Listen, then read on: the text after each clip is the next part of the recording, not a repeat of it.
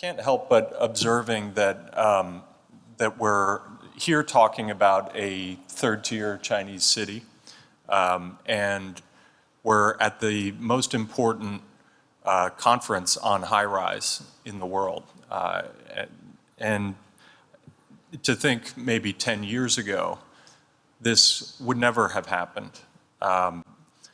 Guiyang is a city of 5 million that's growing rapidly.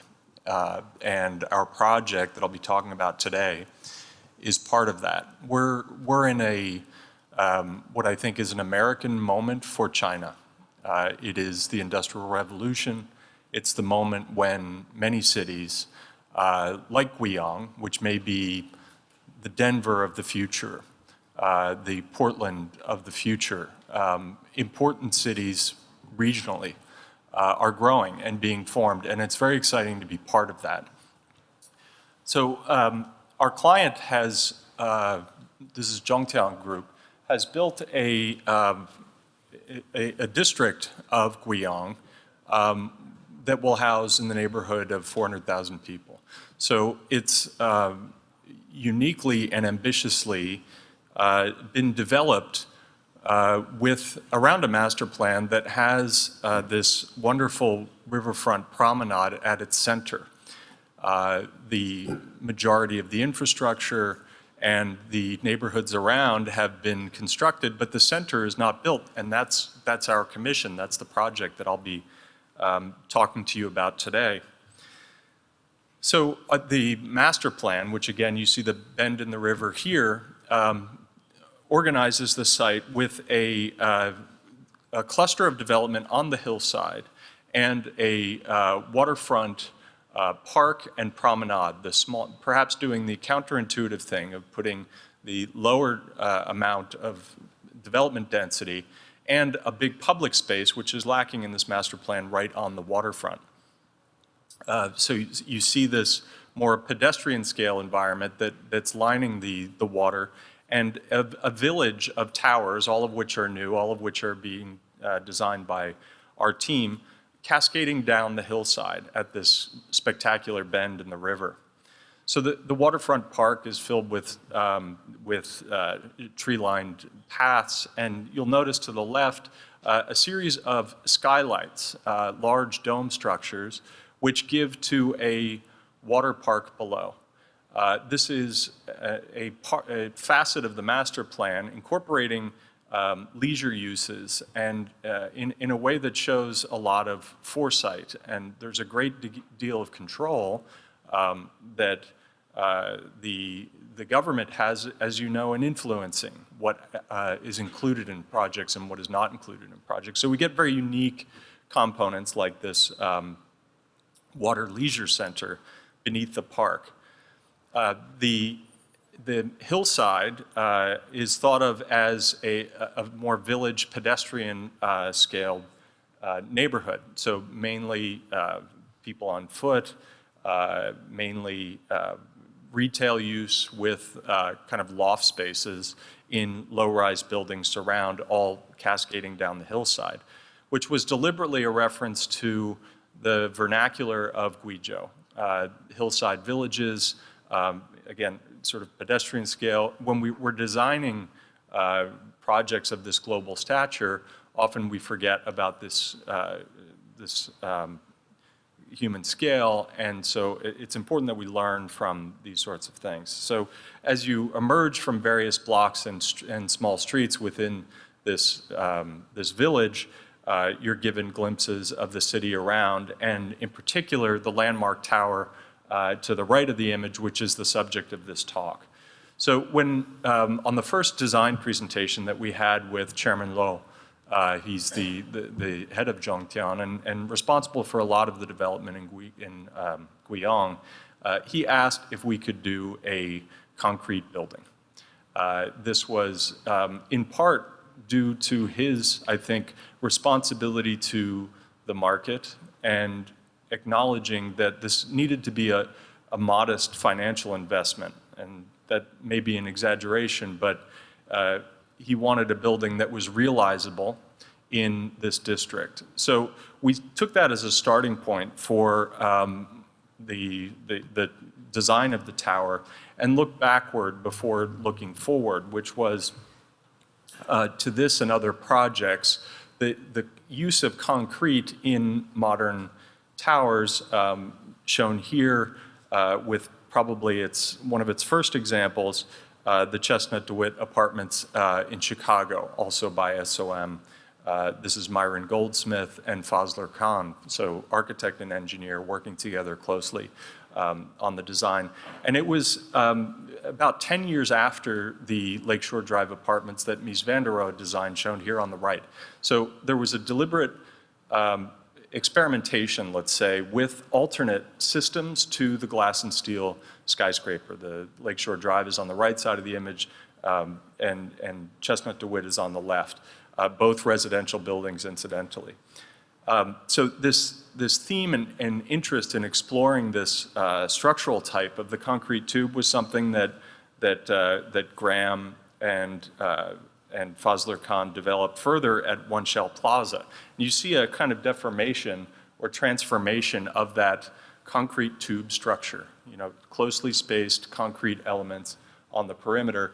And this time, it's in response to the structural action of the core, which attracts certain forces, and that creates a variation in the depth of the perimeter columns that carries down to the street level and expresses the weight of the building and the structural force as something to be seen from the surrounding plaza and park.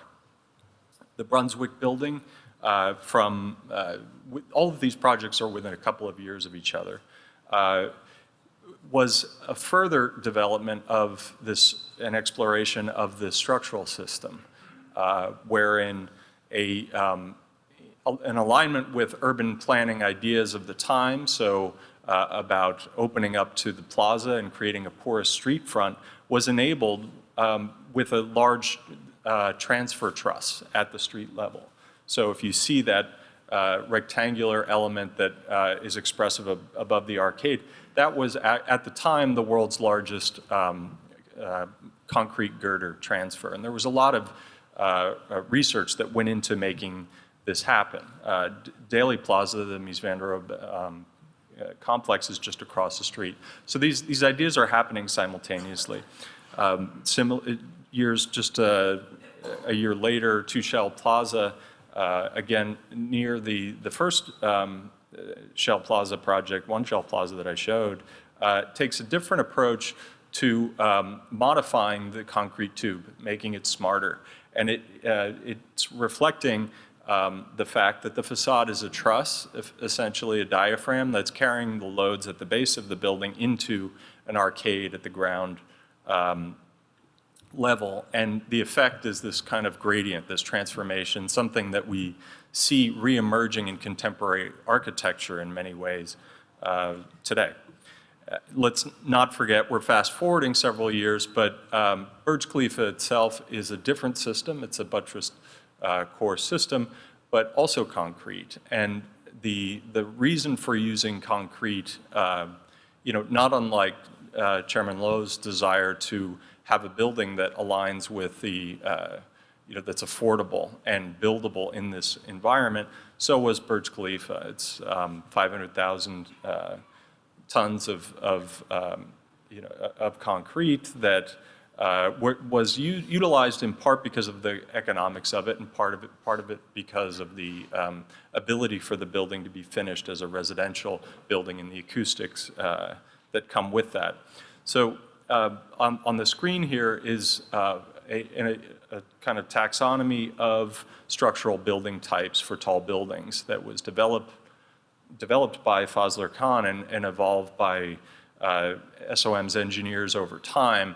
And on this wall, ranging from buildings of 15 stories in height to the current tallest building in the world, we can capture almost every single building that will be shown at this conference as a typology. And this was something that Fazler Khan in particular anticipated and diagrammed in this way through various means. So the Guiyang World Trade Center, the tower at the rear, the center, this landmark building at the center of the master plan is the kind of next generation of this concrete tube type. It's a mixed-use building, so primarily office, but with a hotel and service departments at its peak, which in part explains the taper of the building for smaller floor plates, and a total crown height of around 380 meters. What's unique about the floor plan is that the structure has been turned inside out. So these perimeter columns shown here in red are outside of the line of glass, which provides ultimate flexibility for the interior spaces within. What's also unique for those of us who are accustomed to looking at tower floor plans is the relative thinness of the core. The core walls themselves are quite slender, and that's because of the stiffness and efficiency of this the perimeter. So in the course of developing the design, and I should say we're in the kind of mid-design development phase on the project, we explored a few different modules for the spacing of the columns, and bearing in mind projects like we remember here, the World Trade Center, others where the column spacing becomes quite close, and did a kind of optimization exercise looking at very dense spacings to wider spacings, and the best performer was a 4.5 meter spacing for the column. And this allowed for efficiencies of the floor framing as well as the amount of concrete overall that went into the building. So this went through a series of iterations to get to this point.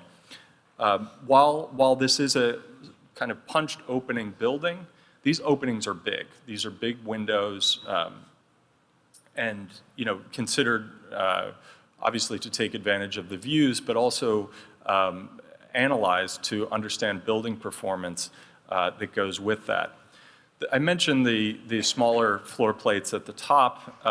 That's partly to do with program. It's also partly to do with the aerodynamics of the building. And there are a few major factors driving that. One is the floor plan shape. So from the far right, the vortices, the main contributing factors to the lateral forces on the building on a square plan at the top right as compared to our floor plan shape, which has a rounded corner and does much better to reduce the vortices. Similarly, those vortices are modified over the length of the building to, again, avoid excessive forces from vortices. The actual inside-out nature of the structure, this perimeter of lattice of concrete, also contributes to the wind performance in that it confuses the wind as it's moving over its surface because of its roughness, its irregularity. So when this array of columns comes down to the base where we want a multi-story lobby, it presents a unique problem. If you think of Brunswick or Shell, there's a resolution where the building needs to meet has to meet the ground, and the kind of bulging of the columns is a response and an expression of the structural forces at play in that place.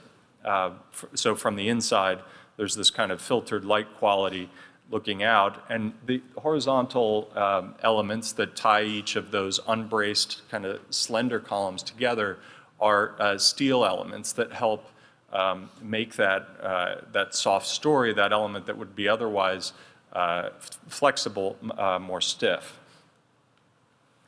So as we were developing the design, we kept coming back to this hypothesis that more opaque towers were better, and perhaps contrary to what we might think, the quantity of glazing often hurts us in the environmental performance of the building. And so we sort of asked the question, well, what are we doing? Why don't we actually just embrace this in its own terms and embrace the opacity part of that? One aspect of that consideration is the light levels on a typical floor plate. So in the interest of answering this question, we looked at an all-glass hypothetical building as compared to our concrete tube. So what you see on the screen is that the perimeter of the building is overlit. It's 2,000 lux, so that's bad, 200-foot candles. It causes people to draw the blinds, right, which undermines any attempt at daylighting. So with the kind of perforated perimeter, you see that start to come much more into balance. And the highest light levels occur at the very edge of the floor plate. But that's more easily mitigated with, in fact, the pilaster, the overhangs that result from turning the structure inside out. So not surprisingly, there's a benefit to introducing more opacity on the perimeter. The corollary to that is glare. As many of you know, glare is a contrast-driven consideration. So it's not about absolute values, but more about the contrast between bright and dark. And in looking at the light model, you're looking on the left, you see the facade, and then to the right, the interior of the space. We determined that the sill of the expressed frame was driving a high degree of glare. And there's a point at which that glare becomes intolerable by changing the color of that sill to a black non-reflective surface, dark gray. In fact, we were able to reduce that intolerable glare substantially. So from a kind of base condition with a reflective sill condition here, the axis is time on the left, so the hours of the day, and then the months of the year along the horizontal axis, with the intolerable glare occurring on the, as indicated as red. With the darkened sill, you get substantial benefits, and it's a simple kind of change, but with dramatic results. So again, with the light-colored sill and with the dark-colored sill, substantial change. So what I think the council has done an excellent job in pointing out to many of us is that a lot of the energy going into buildings goes into their construction, in some cases up to half. And that increases with height, so it becomes an even bigger factor for buildings like the Guiyang World Trade Center. So the embodied energy became a big question for us. There's a great study that the University of Melbourne did comparing on the left the embodied energy for a steel frame building to a concrete frame building. So digging deeper into that, you can see it's a factor of half or roughly where the concrete performs a lot better than the steel. And a lot of that has to do with the amount of energy it takes to melt steel as compared to the amount of energy that's required to create concrete. So it really comes back to that. For our project, we looked at a range of not only structural systems, but also cladding systems, because the cladding is a major player in the overall energy story profile of the building. So on the left is a structural steel frame with a 60% window-wall ratio and a glass shadow box, then reinforced concrete frame with a glass shadow box, a reinforced concrete frame with a glass shadow box, with a 40% window-wall ratio, reinforced concrete frame with GFRC cladding, stainless steel cladding, aluminum cladding. And so the idea was to make an informed decision about what the building's cladding would be and to understand the value of doing a concrete building as compared to a steel building. And the blue magnitudes indicate, ranging from the structural steel frame to a reinforced concrete frame on the right, that you can cut the embodied energy of the building roughly in half. I mean, it's dramatic. So of the total life cycle energy profile of the building, that becomes a substantial factor. Many people ask about the embodied energy in transportation in the building. So Guiyang here has shown within the circles. We made assumptions about suppliers and then calculated the transportation energy that goes into that. So the yellow bars that parallel the blue bars are those buildings that the energy that's required to bring those materials for those various systems to site. So that amounts for perhaps 10, 12% of the overall building profile. It didn't skew any of the results. The relationship was relatively the same regardless of the structural system. So as I mentioned, we're in the design development phase of this project and making decisions about the cladding systems. But one thing that is abundantly clear is that the concrete is a much, much better performer when it comes to energy. We can do all the work that we want about creating high-performance buildings. Our net zero Pertamina energy towers at the back of the room here has a very self-sufficient mechanical system and building energy and water systems within. But that is only a fraction, a part of the story. So there's something to be learned here. So I think in going forward, the development community is driving the use of glass. The market is driving the use of glass. But there's an increase in, and I hope a trend, in the use of concrete in high-rise and in more opacity in our buildings because it just makes a lot of sense. And if I can talk a little bit about this event and what's happening in New York. I'm until recently New York-based and watched as the development community here has really started to take notice of what's happened in China, and certainly China is here and working, as was illuminated with the morning's conversation. They're strong participants in what's happening here, and it's our hope that the kind of experimentation and research that's gone on in projects like this in a third-tier city in China can be re-imported to our own country and some of the sensibilities that come with that. Thank you.